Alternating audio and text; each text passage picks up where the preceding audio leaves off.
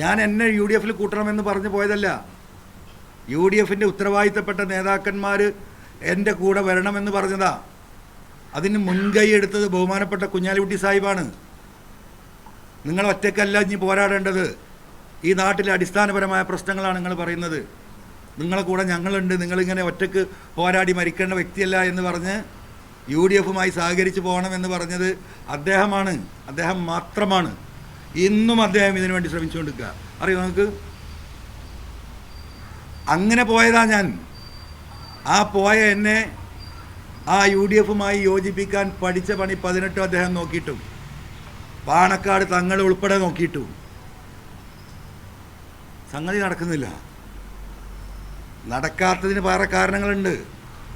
അതെനിക്ക് പറയാനുള്ളത് നിലമ്പൂരിലെ ജനങ്ങളോട്. അത് നമ്മൾ പിന്നീട് ആലോചിച്ച് പറയും. അപ്പോൾ ഞാനിന്ന് അദ്ദേഹത്തോട് ഇന്നും പറഞ്ഞു, ദയവായി എനിക്ക് വേണ്ടി ദയവായി നിങ്ങൾ ആരും കാല് പിടിക്കരുത്. കോൺഗ്രസ് നേതൃത്വം ഒറ്റക്കെട്ടായി നിൽക്കുന്നു. UDFിൽ ഞാൻ വരണം. നിങ്ങൾ കാണുന്നുണ്ടല്ലോ, കോൺഗ്രസിൻ്റെ പ്രവർത്തകർ, UDFിൻ്റെ പ്രവർത്തകർ, മുസ്ലിം ലീഗിൻ്റെ പ്രവർത്തകർ, ഇവിടുത്തെ സാമുദായിക കക്ഷികൾ ഈ പിണറായിസം അവസാനിപ്പിക്കാൻ അൻവറിനെ കൂടെ നിർത്തണം, ആത്മാർത്ഥമായി സത്യസന്ധമായി എന്ന് പറയണം.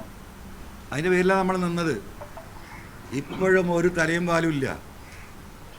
കഴിഞ്ഞ 2-ാം തീയതി എടുത്ത തീരുമാനം എന്നെ കൂടെ കൂട്ടി സഹകരണ മുന്നണിയാക്കാൻ സമ്മതിച്ചതാ. ഒരു ഡിമാൻഡും എനിക്കുണ്ടായിരുന്നില്ല.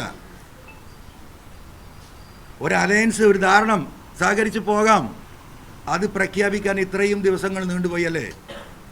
15-ാം തീയതി എറണാകുളത്ത് വെച്ച് അദ്ദേഹത്തെ കാണുമ്പോൾ 2 ദിവസത്തിനുള്ളിൽ പറയാമെന്ന് പറഞ്ഞു. അപ്പോൾ അദ്ദേഹം വിചാരിച്ചത് എന്താ അറിയോ? തെരഞ്ഞെടുപ്പ് ഉണ്ടാവില്ല, തെരഞ്ഞെടുപ്പ് പോകുമെന്ന് നമുക്ക് തോന്നിയല്ലോ. അപ്പോൾ ഈ വാലുമ കെട്ടിയിട്ട് ഇങ്ങനെ നടക്കാം. മനസ്സിലായില്ലേ?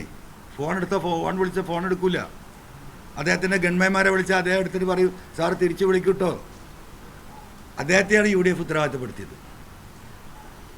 അത് കഴിഞ്ഞു. അപ്പോഴൊക്കെ സ്ഥാനാർത്ഥി ആരാ? എന്നോട് പറഞ്ഞത് ഈ 14-ാം തീയതി 15-ാം തീയതി വരെ മലയോര കർഷകരുടെ, കുടിയേറ്റ കർഷകരുടെ പ്രതിനിധി ഉണ്ടാകും. അത് നിങ്ങളൊരു പേടിയും പേടിക്കണ്ട. ഷൗക്കത്തിനെ നമുക്ക് എവിടെയെങ്കിലും അഡ്ജസ്റ്റ് ചെയ്യാം. 2026 വേണമെങ്കിൽ തെരഞ്ഞെടുപ്പിൽ ഷൗക്കത്തിനെ നിലമ്പൂരിൽ നിർത്താൻ കുഴപ്പമില്ല. പക്ഷേ ഇപ്പം ഈ വന്യജീവി വിഷയം കത്തിക്കാളി നിൽക്കുകയാണ്. അതുകൊണ്ട് ജോയി തന്നെ ആയിരിക്കും സ്ഥാനാർത്ഥി.